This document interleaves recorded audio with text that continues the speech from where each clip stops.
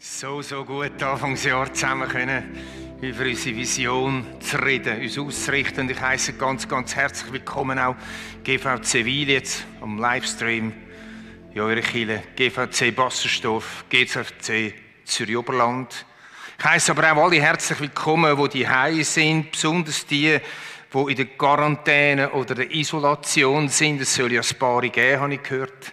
Herzlich willkommen, schön sind ihr dabei, nehmt das Tee und trinkt es aus. Und wir heissen herzlich willkommen My Church da in der Parkarena auch. Schön sind ihr da.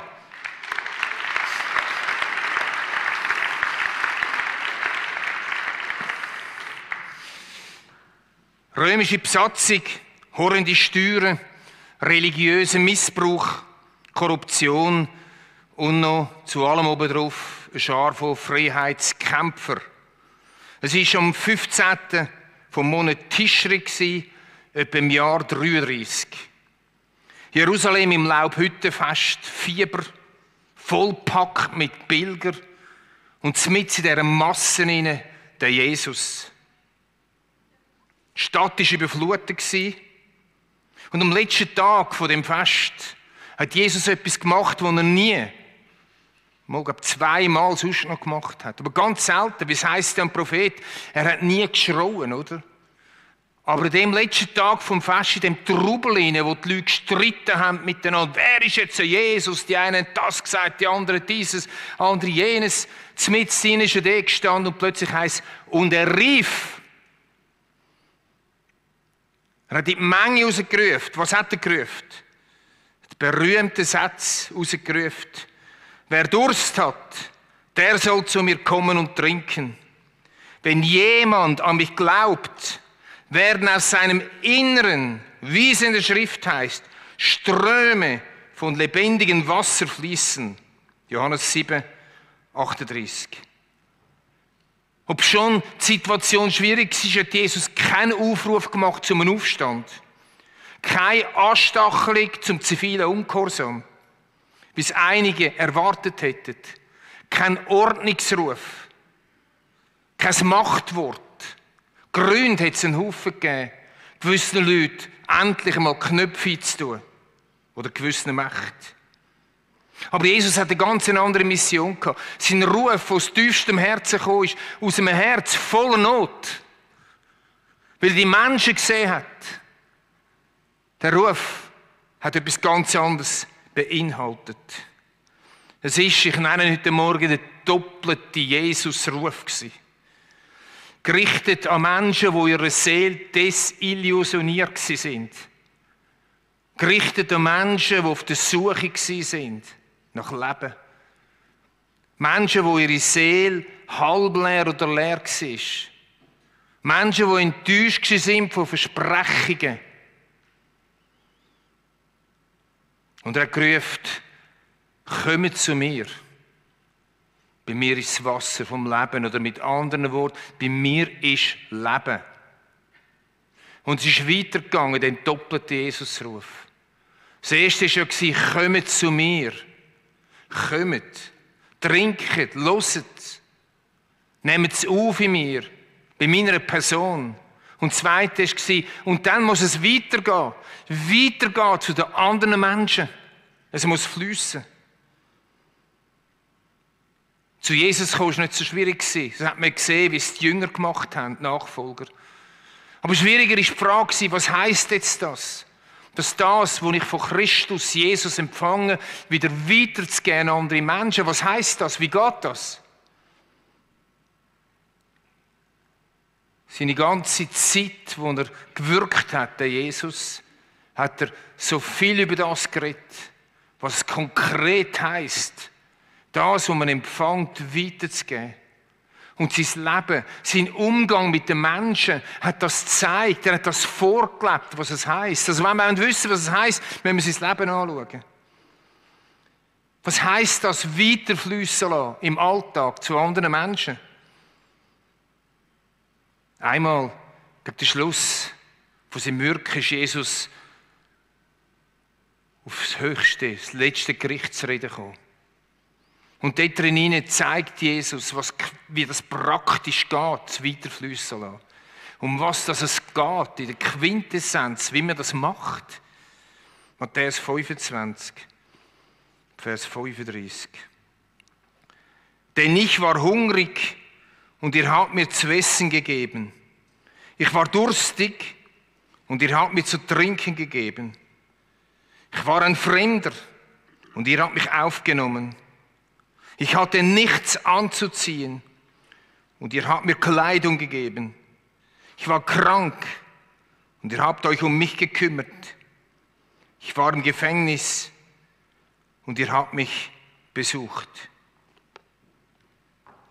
Jesus sagt, und zu dieser Zeit wird eine Frage auftauchen. Und die Frage, die die Menschen werden stellen, ist, Jesus, wann haben wir das gemacht?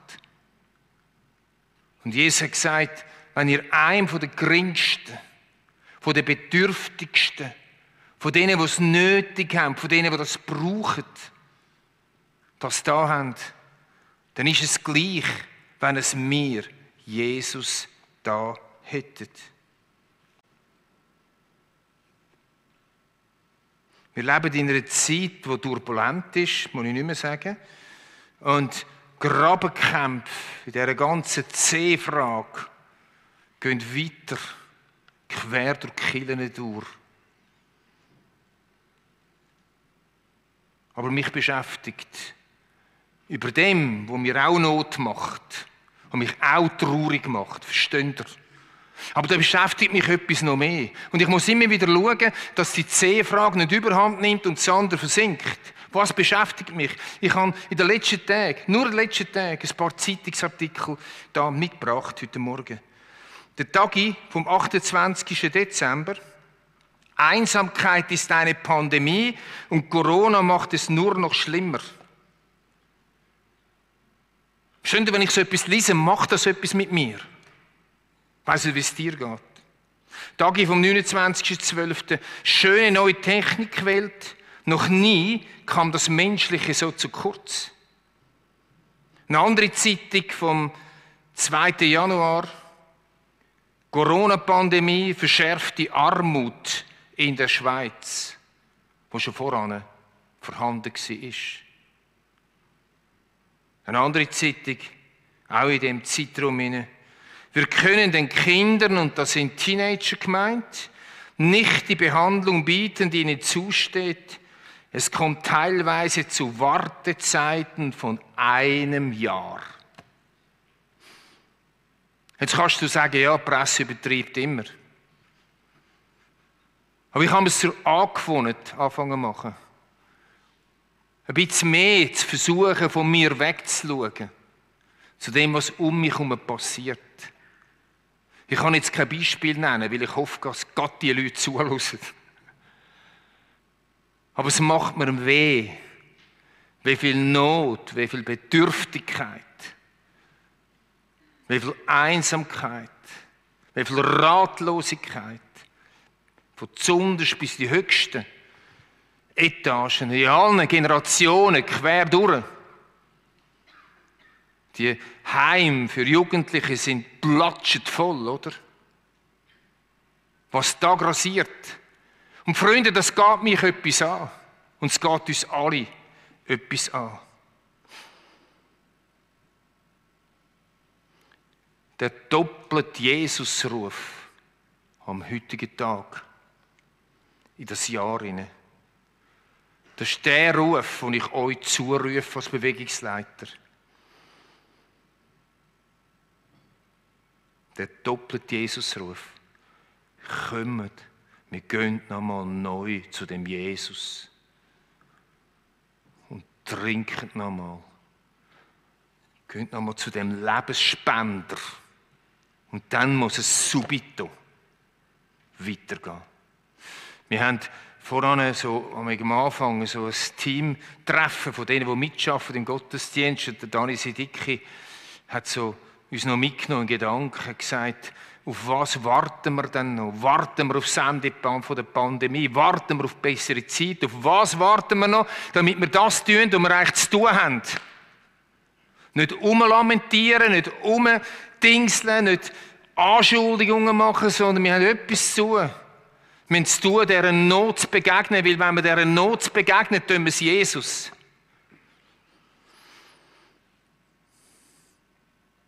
Zuerst kommt der Brunnen, oder? Es gibt so viele Brunnen, wo man trinken können. Und Jesus sagt, ich bin der Ort, wo das Wasser kommt. Das, was echt ist. Es ermutigt mich, Geschäftsleute zu begegnen, mit ein paar geredet in letzter Zeit, die das machen, die Menschen anstellen, die sonst keinen Platz haben. Wo Reich Gottes bauen, wo Menschen dienen. Es fasziniert mich so viel, in allen Stufen, ein Mensch aus einer Kirche, die es gibt, und doch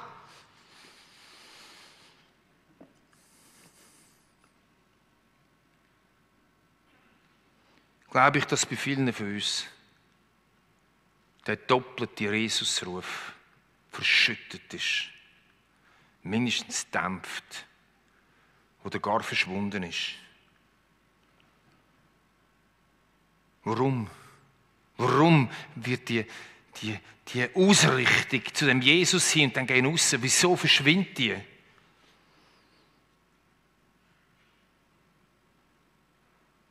Bei den einen sind es, dass ihre Kräfte in der Selbstoptimierung vom Leben gebunden sind.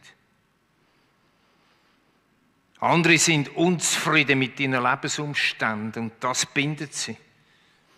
Andere, sie haben Enttäuschungen erlebt, Verletzungen erlebt, Kränkungen, und das hindert sie.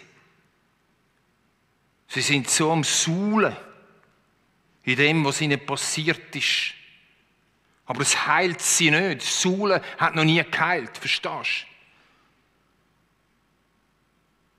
du? Andere werden gehemmt für einen Charakterzug. Diese Charakterzüge, die sie bremsen. Rechthaberei, Besserwisserei, Ungeduld, Jähzorn, Misstrauen, Missgunst. Der Drang, immer einen Schuldigen zu finden. Es sind auch festgefahrene politische Ansichten. All das wohnt immer ein Stückchen weit in uns hinein. Und die Frage ist, ob wir von diesen Sachen uns deckeln lassen oder nicht. Und jetzt ist etwas passiert letzten Monat. Die Sachen, die ich aufgezählt habe, sind immer latent vorhanden gewesen bei vielen von uns. So unbereinigte Sachen.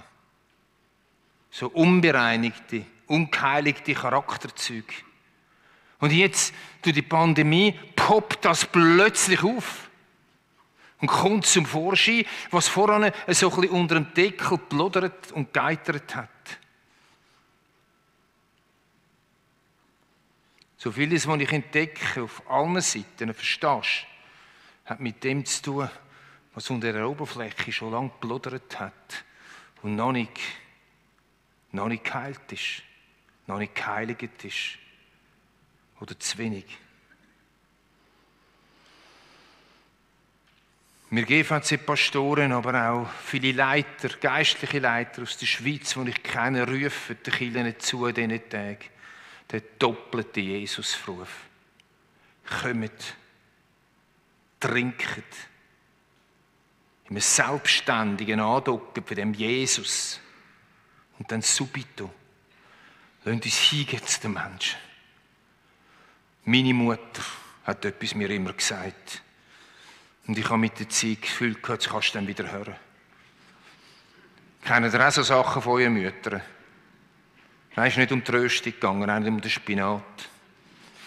Es ist darum gegangen, durch Dienst an fremdem Leid wird mancher von sich selbst befreit. Ganz ein weltlicher Spruch. Aber er ist so wahr. Freunde, um uns herum herrscht geistliche Not, seelische Not und existenzielle Not. Sind wir bereit als Kirchen? Wir haben eine grosse Kraft als Kirchen. Wir hätten eine grosse Kraft als Kirchen. Sind bereit als Small Groups und als Einzelne. den Hungrigen zu essen zu geben, den Durstigen zu trinken, die Fremden aufzunehmen und uns um die Kranken zu kümmern und die Gefangenen zu besuchen. Wie viele Formen von Hunger gibt es? Es gibt nicht nur eine. In unserer Schweiz gibt es ganz verschiedene Formen. Wie viele Formen von Durst gibt es? Wie viele Formen von Gefangenheit gibt es? Wie viele Formen von Fremdsein, weil kein Klicken dich mehr annimmt. Weil die Klicken schon so zusammengefügt sind, dass gar niemand mehr Platz hat. Wie viele Formen gibt es, wo wir gefragt sind, du und ich.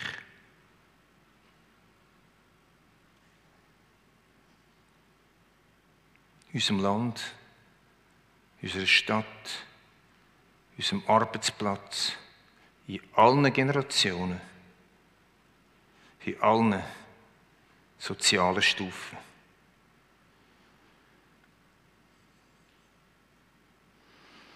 Mir hat einer von unseren Jugendpastors etwas Gutes gesagt, ich will immer lernen von den Jungen. Einer von unseren Jugendpastoren hat gesagt, die junge Generation ist kaum mehr zu packen mit einer Vision oder einem Traum. Die neue Generation fragt, was bringt's? Was bringt's mir? Was bringt's mir konkret? Gute Frage, he? Das ist absolut nicht neu, oder? Die hat schon der Petrus gestellt, dem Jesus, und gesagt, Jesus, was bringt's uns? Haben wir uns ins Füdli lupfen, die Ärmel hinterkrempelt und mit dir unterwegs sind, was bringt's uns? Und Jesus hat nicht gesagt, hör auf mit dieser Frage. Es geht immer um die anderen. Das wäre die fromme, ganz fromme Antwort. Nein, er hat gesagt, du hast was, Petrus. Niemand folgt mir nach, aktiv und dient den Menschen, ohne dass es nicht auf dem Leben schon und im zukünftigen 100-fach zurück überkommt.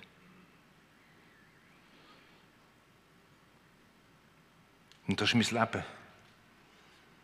Immer wieder, in den letzten 44 Jahren, seit ich in dem Jesus lebe, habe ich mich überwunden.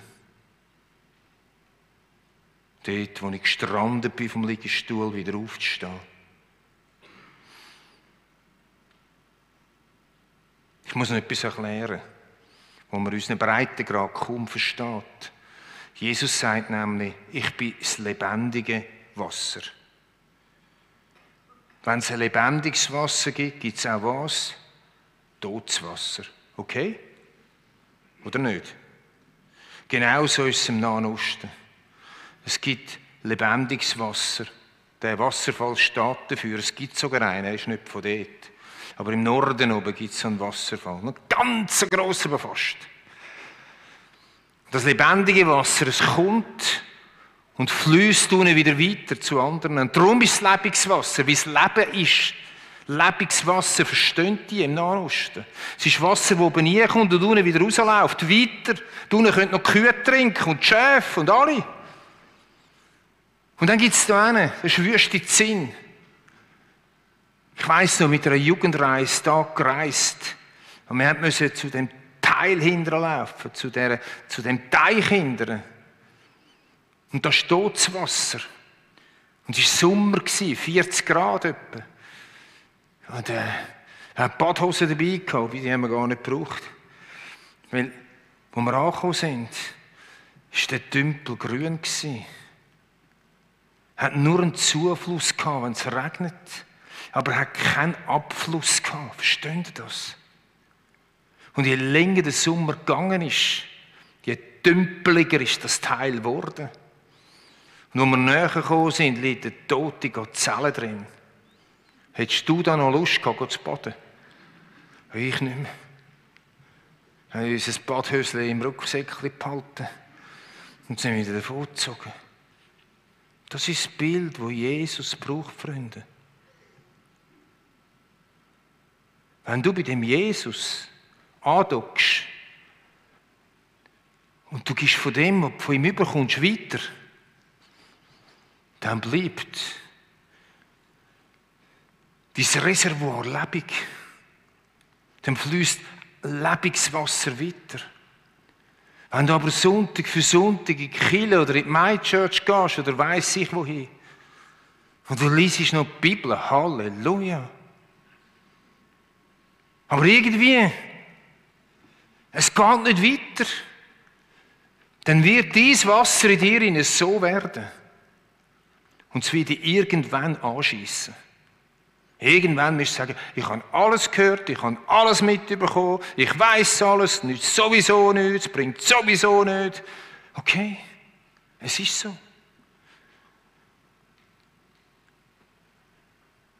Am meisten habe ich meinen Gott erlebt, wenn ich on the way war, wenn ich unterwegs war, wenn ich es wahrgenommen habe, wenn ich gedient habe, auch jetzt wieder, wo ich mehr Zeit habe. Wenn ich anfange mit den Menschen zu reden, darum beten am Morgen und sagen, dies ist der Tag, den der Herr gemacht. Ich will mich freuen und fröhlich sein und Gott fragen, wo willst du mich brauchen? Und plötzlich zum Menschen eingeführt wird, der mich nötig hat. Leider nicht jeden Tag.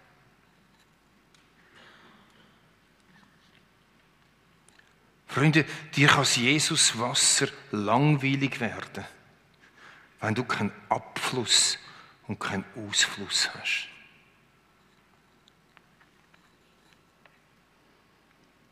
Wer Durst hat, der soll zu mir kommen und trinken.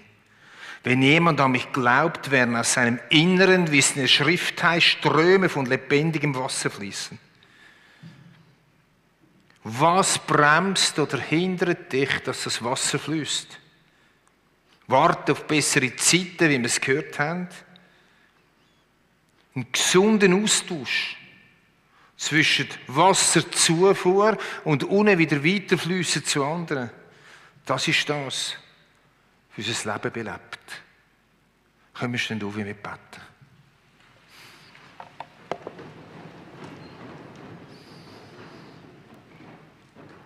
Jesus, ich danke dir für die hier an der Parkarena sind, für die Menschen in den Locations, für die Menschen in den Churches draussen, die Menschen die Hause. Jesus, komm uns zu Hilfe, dass immer weniger dein doppelter Ruf kann deckeln.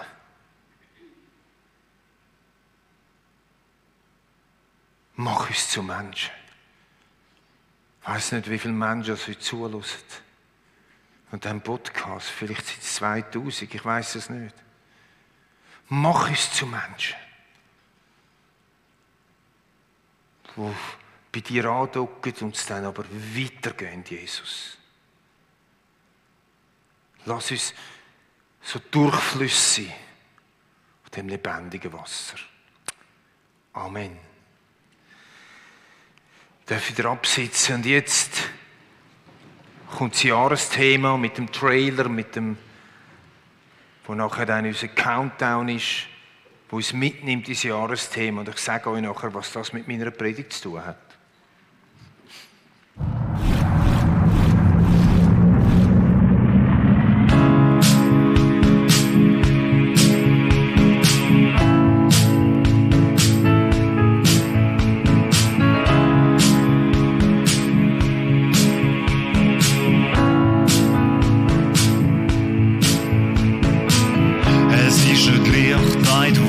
Was passiert, manchmal ist dein Leben farbenfroh und riesen wie Papier, bist frustriert, du fühlst dich oft so gefangen und allein, was aus dir wird, hast keinen Plan, nur der Wunsch, du wärst gern frei,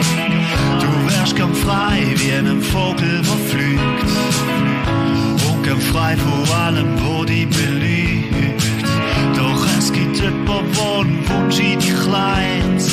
Und dann auch die Stimme mit dir, wo schreit, du willst einfach nur Freiheit, du willst einfach nur frei sein.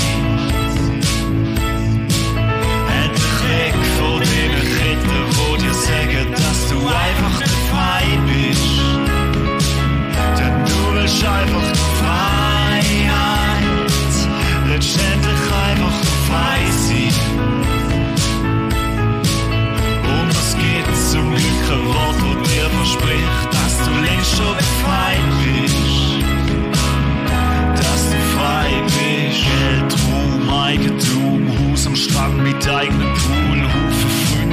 habe ich kaum.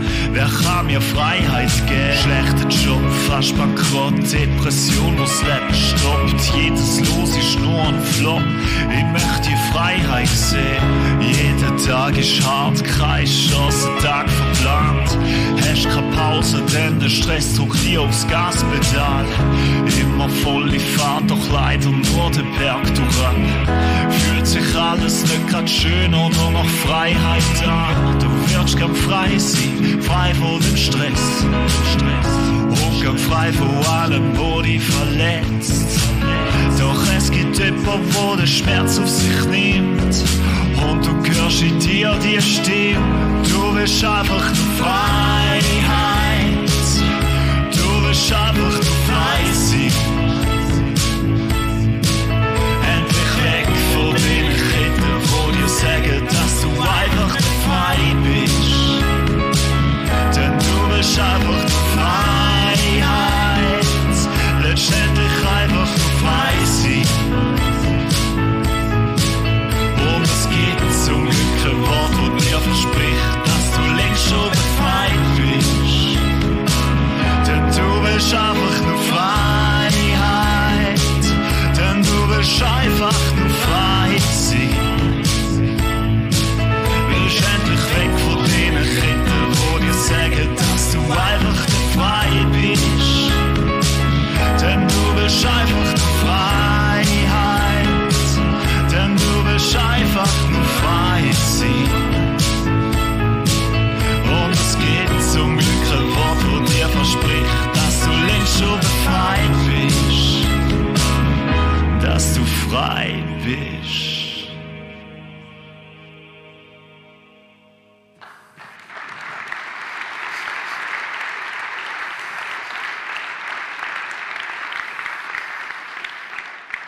Ja, unser Jahresthema heisst «Entfesselt Leben». Entfesselt Leben. Was ist denn entfesseltes persönliches Leben? Es ist ein Leben in der Nachfolge von Jesus, das versöhnt ist. Ein versöhntes Leben in der Nachfolge von Jesus. Ein fruchtbringendes Leben, so wie ich es heute predigt habe. Und somit ein sinnerfülltes Leben im Heute. Eine entfesselte Kirche ist eine Kirche, die sich ungehindert, ohne Grabenkämpfe, voll und ganz auf ihren Auftrag konzentriert, sich von nichts davon abhalten lässt, Menschen zu dienen und Menschen zu Jesus zu rufen. Wir haben eine erste Serie, die jetzt anfängt am nächsten Sonntag. Es heisst natürlich «Entfesselt Leben», ist logisch. Und der Vers, der über dieser Serie steht, heisst, wenn der Sohn euch frei macht, seid ihr richtig frei.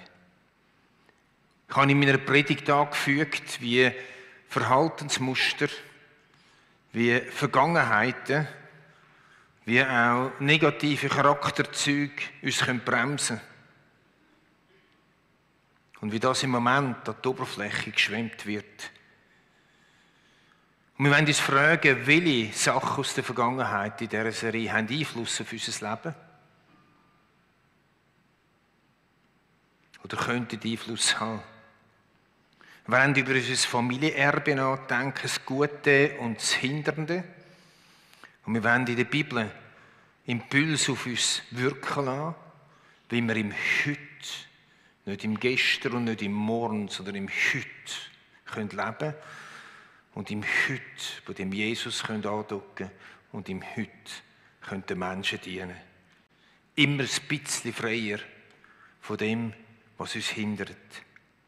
Es geht nicht um eine einmalige Rückübung, sondern es geht um den Prozess, der im Leben vielleicht schon lange angefangen hat. In dem Prozess weiterzugehen. Bei den einen vielleicht den Prozess anzufangen. Wir haben dazu ein Büchlein gemacht, ein fantastisches Büchlein.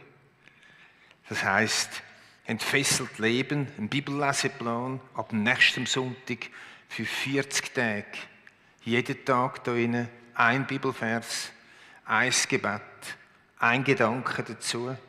Und natürlich für alle affinen Leute, die sagen, du, Papier war früher, kein Problem. Der Dani Weber wird euch noch erklären nachher, was für Formen es gibt. Verschiedenste Formen. Aber das Büchlein liegt draussen auf heute. Und ich lade euch ein, in euren Small Groups, in eurem eigenen Leben, da mit uns ein Stück Weg zu gehen. Und wenn du manchmal dann vielleicht sagst, habe ich abgehakt, du hast es nie abgehakt. Sonst hätten wir das Büchlein nicht geschrieben.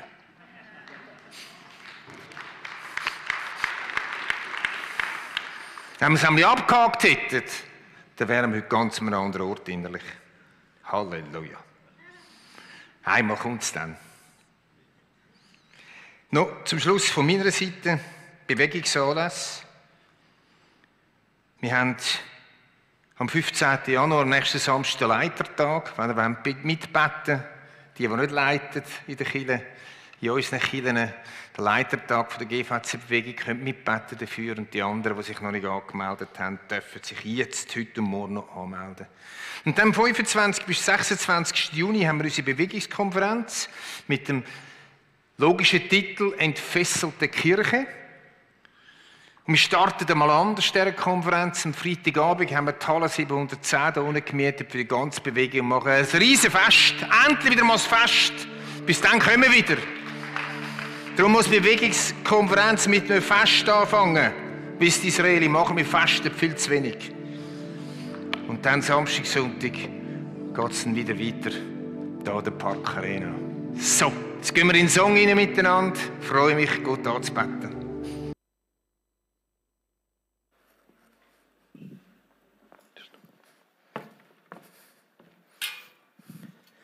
Yes, bei uns gehen wir noch nicht gerade in einen Song rein, wir gehen nachher noch in einen Song rein. Der Hannes sieht es jetzt zwar nicht mehr, aber trotzdem danke für die Predigt und Einführung in das Thema rein. Wir sind echt begeistert von dem Thema und so etwas, was mich fasziniert am Glauben, ist eben, dass gerade wenn wir es von entfesselt haben, der Glaube lässt sich nicht fesseln, er lässt sich nicht einschränken. Es ist egal, was für Umstände vielleicht um uns herum sind, der Glaube lässt sich nicht fesseln, zurückhalten, zurückbinden. Das ist nicht möglich. Oder? Und das sieht man immer wieder in der Weltgeschichte. Und der Glaube kann uns auch eben befähigen dazu, trotz, weiss auch nicht was für Umstände, ein Leben zu leben, das trotzdem entfesselt ist. Und trotzdem, das hat der Hannes auch schon so gut gesagt, ist es nicht einfach so, dass wir uns einmal irgendwo so entfesseln, sondern es ist etwas, das dazugehört zum Glauben, immer wieder. Wo wir immer wieder anschauen müssen, wo wir immer wieder uns damit beschäftigen müssen. Und das ist das, was wir uns jetzt dann in der nächsten Serie werden vertiefen. Bei uns startet sie eine Woche später. Ich erzähle euch dann nachher noch, warum. Aber unser Wunsch und unser Anliegen ist, dass wir als Kirche und eben als Einzelpersonen, jeder Einzelne, uns für das frei machen können, was unser Auftrag ist, was unsere Bestimmung ist, was Gott uns dazu berufen hat.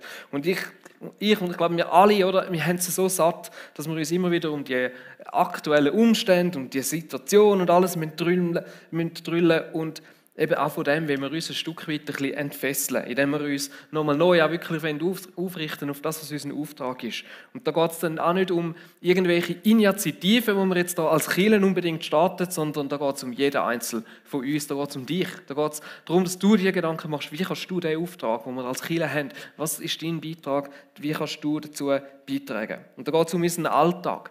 Da geht es nicht einfach um einzelne Aktionen, sondern da geht es, wie wir unser Leben ganz alltäglich leben. Und was uns so begeistert am Thema ist, dass wir gerade dort, wo wir es selber immer wieder erleben, wie eben der Glaube uns auch frei machen kann, wie wir uns eben entfesseln können, wie er zu einem entfesselten Leben kann führen kann, dass gerade dort, wo du das erlebt hast in deinem Leben, dass das eben so ein lebendiges Wasser ist, wo du nachher wieder weitergeben kannst. Dass das etwas ist, wo einfach ist zum Weitergeben. Und genau so wird der Glaube in unserem Alltag relevant. Dann kann er ein Zeugnis werden für andere. Dann ist es nicht nur eine Theorie oder einfach eine nette Geschichte, sondern dann ist es etwas, wo du hingehen kannst und sagen, hey, da, in diesem Bereich habe ich Freiheit erlebt. Und ich glaube, du kannst es auch. Und so hat mir der Glaube in dem geholfen. Willst du es nicht vielleicht auch mal probieren? Und so sehen wir so viel Potenzial in das Thema entfesselt, leben und wir träumen wirklich davon, dass wir in diesem Jahr ganz viele Geschichten erleben können. Und unser Eindruck ist so, letztes Jahr ist so wie etwas aufgebrochen. Nicht irgendwie so grossartig, wie wir es uns vielleicht manchmal gewünscht hätten, aber so so der Hunger, so das Sehnen. Und ich glaube, das ist der nächste Schritt in dem hinein. Und wir freuen uns wirklich auf die Season, wo wir so als Kirche reinstartet. Wir haben auch uns nochmal überlegt, das sind so unsere Schwerpunkte, die wir als GVC Zürich Oberland in diesem Jahr setzen. Und ein so einen Fokus, das haben wir schon mal angetönt, der uns mega aufs Herz gekommen ist für das Jahr, gerade speziell jetzt auf das erste Halbjahr, ist, dass wir nochmal in Ehen und in Beziehungen investieren wollen. Weil wir merken, das ist ein Thema, das so angegriffen ist und es ist ein Thema, das so viel daran hängt. Und es liegt so viel Kraft in gesunden Ehen, in gesunden Beziehungen, weil sie so die Basis sind für alles. Oder gerade wenn der Hannes davor redet, von den überfüllten Psychiatrien und so weiter, hey, gesunde Familie, eine gesunde Ehe. Wenn das so ist, dann das ist schon mal, ich glaube, die beste Massnahme gegen das. Und darum müssen wir uns wirklich in das investieren. Wir haben darum die 7 Date Nights, die am 18. Januar losgehen. Bereits haben sich 19 Pärchen angemeldet. Das ist mega cool. Wir träumen von 30 bis 40. Darum, es hat da noch ein bisschen Luft gegen oben. Es sind Übungen, die wir online durchführen. Nigelnagelneues Material, super Video-Inputs, coole, spannende Interviews. Und das Coole am Ganzen ist wirklich, das ist nicht nur einfach etwas, wo du Christ musst sein dafür, sondern es ist eigentlich für alle. Und du kannst deine Nachbarn, deine Freunde, deine Bekannten, egal wer, kannst du dazu einladen. Auf unserem Telegram-Channel haben wir mal so eine vorgefertigte Einladung durchgelassen. Du kannst dich melden, wenn du die irgendwo noch brauchst. Genau. Und so glauben wir, dass wir da auch vielleicht in unserem Leben noch mal etwas entfesseln können. Dann geht es natürlich nicht nur um Ehen und Beziehungen in diesem Jahr, sondern ein weiterer Fokus, wo wir noch mal so ein Gewicht drauflegen wollen, ist Gemeinschaft. Oder gerade Gemeinschaft ist etwas, das in der jetzigen Zeit ein bisschen leidet, wo es wirklich schwierig ist. Oder? Wir haben jeden Sonntag Mittagessen da, leider können nicht alle daran teilnehmen und das schießt uns an, ehrlich gesagt.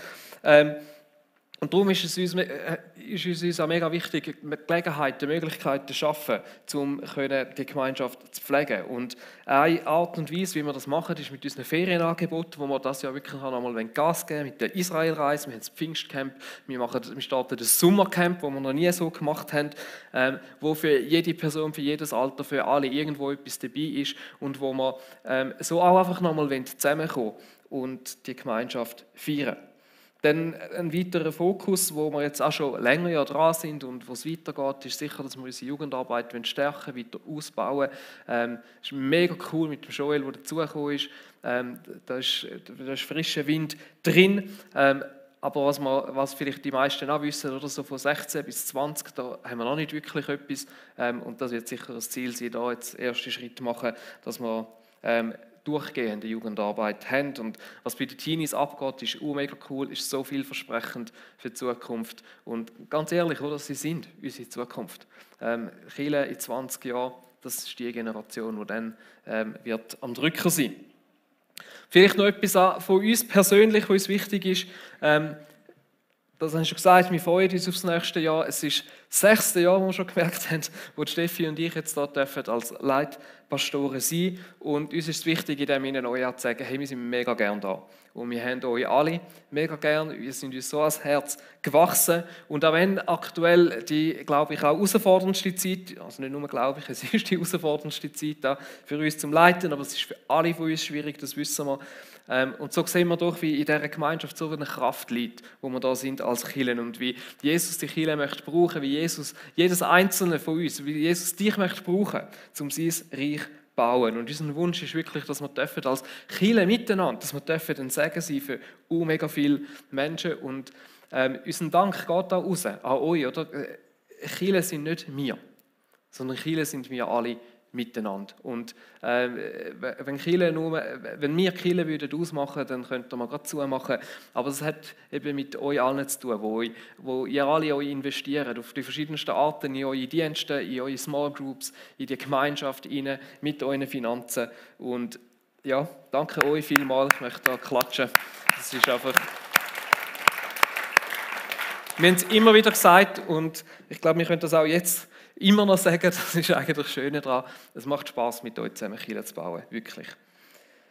Und vielleicht etwas, was ich noch so als Abschluss möchte, ja, oder einfach, wir haben uns noch mal auch Gedanken gemacht, was gibt Gott uns noch aufs Herz, was ist irgendwo noch wichtig heute zu sagen. Und ich habe es vorher schon angetönt, GVC Zürich ist nicht unsere Kirche. sondern es ist Jesus, seine Kirche. Und GVC Zürich Oberland mit uns, oder meine ich nicht eben uns Pastoren, sondern uns alle zusammen. Wir sind Kirche. Und vielleicht schaust du mal kurz um. Und wer da alles mit dabei ist, wir sind Kirche. Und manchmal denkt man zuerst einfach an die Leute, die man vielleicht am meisten sieht oder weiss auch nicht was. Und dann denkst du weiter, hey, wir haben noch andere Räume, hey, wir haben Leute, die im Livestream mit dabei sind. Das ist Kirche. Und vielleicht ist das vor 2 Jahren, manchmal ist das Bewusstsein irgendwie ein bisschen einfacher gewesen zum haben. Oder? Vor 2 Jahren haben wir uns noch alle zusammen in diesen Raum hineingequetscht. Und das hat sich irgendwo vielleicht auch noch mal ein bisschen anders angefühlt. Das ist vielleicht aktuell manchmal ein bisschen schwieriger, ein bisschen herausfordernder. Und uns ist mega wichtig zu betonen, dass uns wirklich die ganze Kirche wichtig ist. Alle, die zu dem Lieb, oder Kirche redet in der Bibel redet von einem Lieb. Und konkret jetzt bei uns sind das wir da als GVC Zürich Oberland, aber das geht natürlich darüber aus, oder? Das sind alle Kirchen gemeint, das sind Kirchen weltweit damit gemeint. Und uns ist mega wichtig zu sagen, wir schätzen euch alle. Egal, ob jetzt da in diesem Saal, ob im weißen Saal, ob im Livestream. Und unser Ziel ist wirklich, und wir haben uns das so gesagt, wir möchten uns das Beste geben, dass Kirche wirklich auch für alle ist. Und heute Morgen hat uns Gott den 1. Korinther 12 nochmal so aufs Herz gelegt, wo der Paulus über den Lieb redet und die verschiedenen Glieder und wie wir alle ein Teil davon sind. Und ich möchte ein paar Vers aus dem einfach vorlesen und einfach wirken lassen. Sie haben mich nochmal irgendwie voll getroffen und ich glaube, sie sind so wichtig für uns. Ich lese ab, das ist Kapitel 12, ab Vers 12 und dann so lasse ich zwischendurch ein paar aus. Denkt zum Vergleich an den menschlichen Körper. Er stellt eine Einheit dar, die aus vielen Teilen besteht, oder andersherum betrachten, er setzt sich aus vielen Teilen zusammen, die alle miteinander ein zusammenhängendes Ganzes bilden. Genauso ist es bei Christus. Denn wir alle, ob Juden oder Nichtjuden, Sklaven oder Freie, sind mit demselben Geist getauft worden und haben von derselben Quelle, dem Geist Gottes, zu trinken bekommen. Und dadurch sind wir alle zu einem Leib geworden. Und wie jeder Körper besteht dieser Leib aus vielen Teilen und nicht nur aus einem. Und wenn der Fuß behaupten würde, weil ich nicht die Hand bin, gehöre ich nicht zum Körper, würde er trotzdem nicht aufhören, ein Teil des Körpers zu sein. Und wenn das Ohr behaupten würde, weil ich nicht das Auge bin, gehöre ich nicht zum Körper, würde es trotzdem nicht aufhören, ein Teil des Körpers zu sein. Das Auge kann nicht einfach zur Hand sagen, ich brauche dich nicht. Oder der Kopf zu den Füßen, ich brauche euch nicht. Gott selbst, der die verschiedenen Teile des Körpers zusammengefügt hat, hat dem, was unscheinbar ist, eine besondere Würde verliehen. Es darf nämlich im Körper nicht zu einer Spaltung kommen. Vielmehr soll es das gemeinsame Anliegen aller Teile sein, füreinander zu sorgen. Wenn ein Teil des Körpers leidet, leiden alle anderen mit. Und wenn ein Teil geehrt wird, ist das auch für alle anderen ein Anlass zur Freude.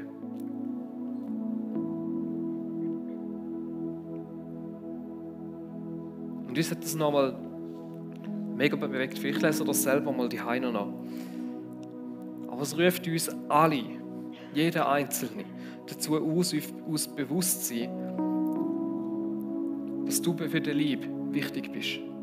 Dass es dich braucht. Und es ruft uns alle auf, füreinander zu sorgen, mit anderen mitzuleiden oder sich mit anderen mitzufreuen.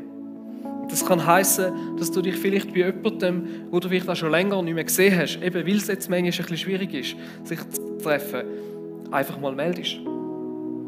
Oder der Person eine Ermutigung schickst. Oder für eine Person bettest, wo du weißt, dass es schwierig hat. Vielleicht kann das sein, dass du dich jetzt auf das Jahr hin nochmal entscheidest, wieder mehr mit vor Ort dabei zu sein. Wenn es vielleicht aus irgendeinem Grund ein bisschen eingerissen hat. Weil wie schlimm ist es, wenn neue Leute dazukommen und alle sind nicht da, aus irgendeinem Grund. Oder vielleicht, wenn du bewusst Kontakt meidest, aber im Herzen eigentlich voll mit dabei bist, Hey, manchmal tut es uns auch gut, wenn du dich vielleicht einfach mal schnell meldest und sagst, hey, ich bin im Fall voll mit dabei. Aber wenn man mich vielleicht aktuell nicht sieht, das hilft uns manchmal auch. Oder manchmal wissen wir auch nicht, wo stehen einzelne Leute. Und wir können auch nicht immer bei jedem nachfragen.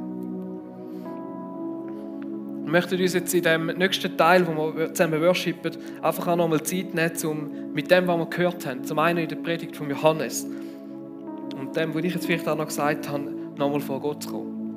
Du kannst die Zeit nutzen, um einfach für dich in der Gegenwart Gottes zu sein, ihm vielleicht fragen, hey Gott, was leist mir aufs Herzen? Was ist das, wo ich in diesem Jahr vielleicht auch nochmal dran soll? Wir haben ein Gebetsteam, das es lieben, auch mit dir zu beten, wenn du sagst, hey, ich wünsche mir mit einem Segen in das Jahr hinein starten. Und dann würden sie es lieben, um für dich zu beten. Du darfst auch sonst mit einem Anliegen gehen. Und es hat einfach Kraft, wenn wir miteinander beten. Ihr könnt, wenn ihr hier im Saal sind, könnt ihr hinten raus. Auch im weißen Raum hat es Leute, die dort sind, die sich erkennbar machen, dass ihr zu ihnen gehen dürft. Und wir wollen die Zeit einfach nutzen. Nutzt das. Und jetzt während dieser Zeit haben wir auch wir haben ja die Tradition, eben, dass man so einen Jahresvers ziehen kann. Das ist nicht ein Orakel, das ist jetzt nicht irgendwie, aber es soll eine Ermutigung sein. Und es soll etwas sein, das wir im Glauben annehmen und für uns mitnehmen in das Jahr. Und wenn ihr hier im Raum sind, dann könnt ihr das da links und rechts hat die Tischli, die bereit liegen. Auch im weißen Raum hinten hat es das Tischli, die bereit liegen. Und selbst wenn du online mit dabei bist, kannst du das dort auch machen. Du kannst nämlich auf jahresvers.gvc.ch gehen, ganz einfach. Und dort kannst du einen ziehen. Und nein, du kannst nicht mehrmals einen ziehen, sondern der erste, den du ziehst, der ist es. Auch wenn du die Seite nochmal neu lädst, es geht nicht, vergiss es. Könnt es probieren. Genau. Aber es funktioniert. Wir stehen auf. Ich bete noch und dann gehen wir in die Worship-Zeit.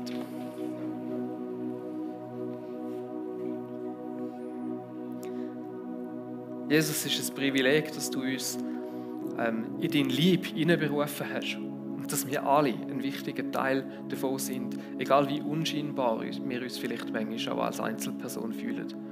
Und dass wir wichtig sind dafür. Und du hast uns da jetzt auch als GVC Zürich-Oberland als ein Teil von deinem Lieb zusammengestellt, als Gemeinschaft. Und Jesus, ich wünsche mir, dass wir zusammen miteinander vorwärts gehen dürfen, den nächsten Schritt machen im Glauben, dass wir in diesem Jahr wirklich entdecken dürfen, was es heisst, entfesselt zu leben, was es heisst, immer wieder das, was uns möchte, hindern, dir nachzufolgen, abstreifen, loszuwerden, dass es heisst, an den Sachen, die uns vielleicht im Generellen helfen, hindern, die loszuwerden und frei werden. Ich wünsche mir, dass das etwas sein darf, wo das lebendige Wasser ist, das wir weitergeben können, wo wir anderen Menschen begegnen können, die in dem vielleicht Mühe haben und können sagen, hey, schau mal, das und das hat mir geholfen. Schau, ich bin mit Gott unterwegs und ich bin frei geworden von dem und dem. Oder ich erlebe immer wieder, wie mir Gott hilft in diesen Situationen. Und ich möchte euch segnen, mit Mut, um euch darauf einzulassen, mit Glauben, dass in diesem Jahr noch mal etwas geht in euren Herzen, dass Gott da ist, bei euch und etwas bewegt. Und Jesus, ich habe Glauben und ich habe Zuversicht, dass du der bist, der unsere Kirchen in der Hand hat und wo uns so eine Gemeinschaft sein lässt, die über uns ausgeht, eben, wo strahlen ins Zürich-Oberland.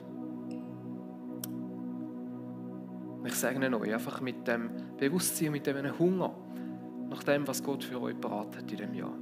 Amen.